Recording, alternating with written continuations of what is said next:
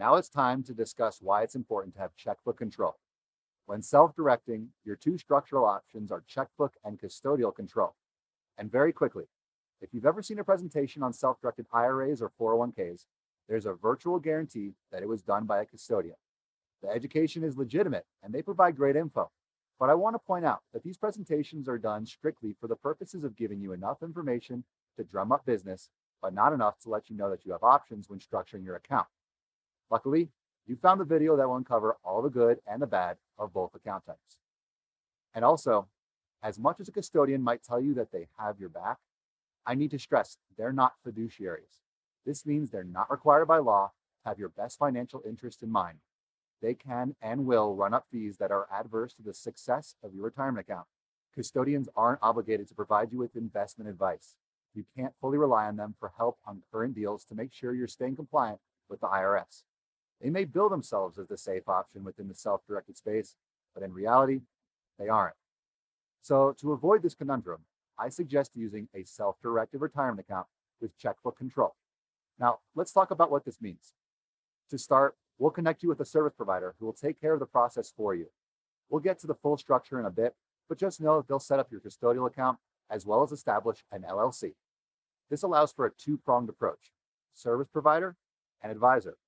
Your ultimate investment vehicle is the LLC, and the service provider can advise you as the manager of the LLC, keeping you safe in knowing that you're transacting in approved, non-prohibited transactions with the IRS.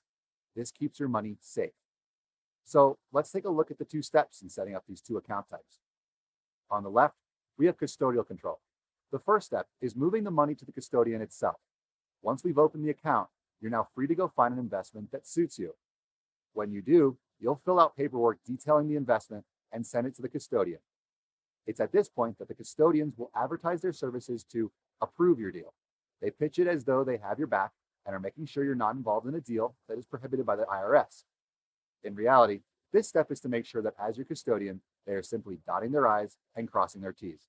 They're making sure that they have all the info needed about the transaction so that they are in IRS compliance.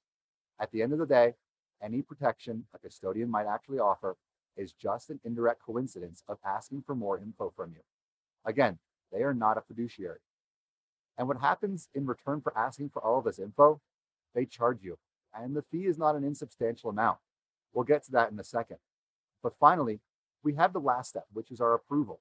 With our investors, we found this can often take a long time.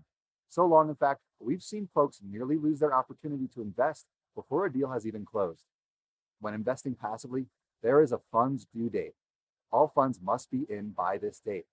Oftentimes, the approval process can push right up against the fund's due date. And this is really why we advocate so heavily for checkbook control. This feeling of helplessness while your paperwork is sitting on someone's desk somewhere in the country, left untouched until they can get to it. Luckily, this experience is completely eliminated with a checkbook account where you take total control. So let's go over that. Step one is the same. Your money still has to go through a custodian that supports self-directing your retirement. But step two is where we deviate.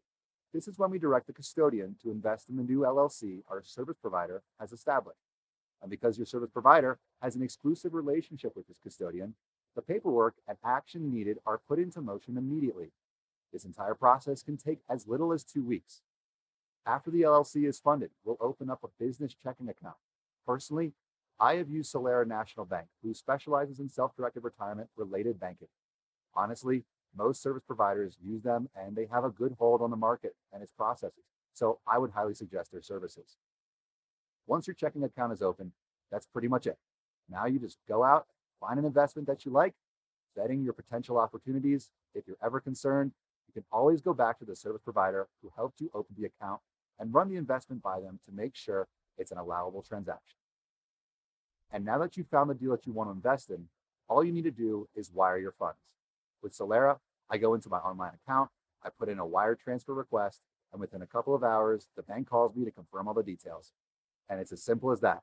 Start to finish, the entire process to set up takes a bit more time, around 2 to 4 weeks, but your deal execution time is completely slashed down to hours. I like to say that you can find a deal during breakfast and invest it by lunch. Now let's take a look at what it costs to open these types of accounts. There's not much here, so I won't dwell on it too much, but let's say for this example, You open an account with a $250,000 balance. We can see right off the bat that to open the LLC, we have a higher upfront cost. Luckily though, after that we see very few reoccurring costs. With a custodian, anytime you interact with them, whether it's to open the account, apply to open the account, send in deal information, or to get it done quickly, you'll have to pay a fee. In fact, every custodian has a whole PDF of all the fees you need to pay because there's a lot of them.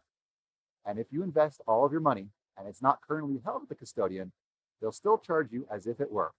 They base their fees off your account's value, not the balance currently held at the custodian.